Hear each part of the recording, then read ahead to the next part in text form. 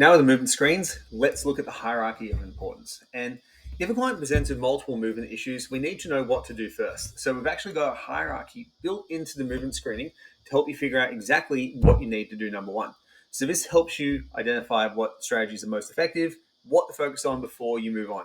And the cool thing is, the way it's designed is that the lower tier screens will often solve the higher tier screens. So you get a massive win there. So we base these in a specific order based on complexity and the stability required to perform them. And this makes sure that the foundational issues are tackled first.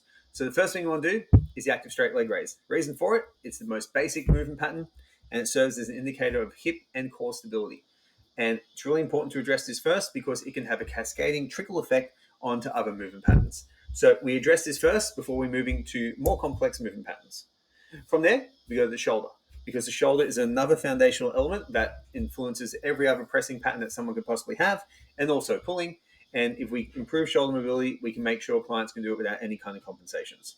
So make sure we get mobility here first up to a certain level, particularly for overhead work. For horizontal work, mobility is very rarely the problem. It's generally overuse that's going to be the problem there. For shoulder mobility in the overhead position, it can be a massive problem for a lot of people.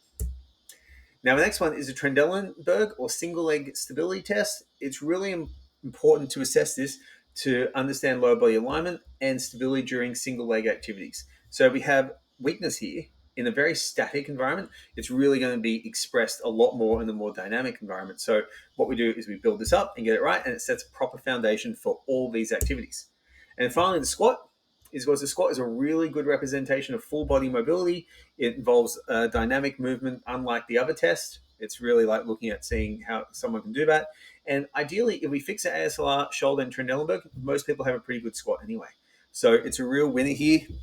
We might find the only issue kind of lingering on from that is a lack of ankle mobility. As you can see from the picture of the person on the left, they're doing a hip dominant squat, which could be an ankle mobility, but it could also be a neuromuscular patterning motor learning issue. So with multiple issues, what do? We prioritize asymmetries. These are the first things to address straight on. Now, I know that asymmetries are natural. We have a heart on one side, we have two different sized lungs, we have a stomach on one side, we have a liver on one side. Asymmetries are natural. Our goal is not to eliminate asymmetries, it's just to minimize them to an acceptable point. And if I can lift one leg up to, say, that high and one leg to that high, that is a significant difference in performance. I would rather them both be the same, because then that shows that it is going to be okay to move forward. Okay, sort those things out straight away. Small asymmetries, totally fine, happens every single day. In fact, is normal. Perfect symmetry doesn't exist. Massive asymmetry will become a problem. It's crazy that people say massive asymmetry doesn't become an issue, yet they want the bar loaded evenly all the time. Because if that was the case, you could just do asymmetrical loading and it wouldn't be a problem. Now, with training, while doing stuff, the hierarchy of needs, some people do not respond as quickly as expected.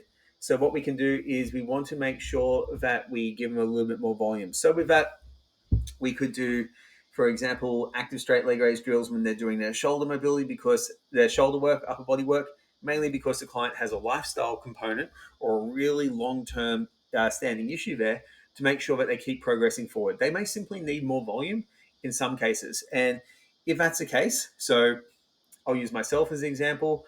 I tore both my groins multiple times playing high-level basketball. Doing upper body days, I would do groin and hip internal rotation mobility drills just to help the recovery a little bit more and to improve that area.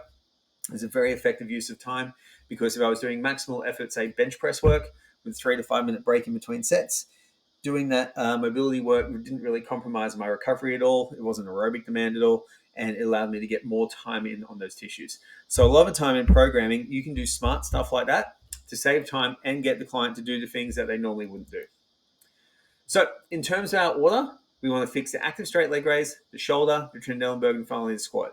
If a client has all four of them, you may just want to start in the active straight leg raise and the shoulder mobility and then correct the other ones later on. The reason for that is time. We don't want the corrective exercise warm-up for that particular client lasting any more than 10 minutes in a session. Preferably 5 is ideal, because clients aren't coming to us just to correct stuff. We want them to actually be better. So if we can do that, that would be amazing. That's the best way to do it, and you're going to get the best results and keep your clients happy.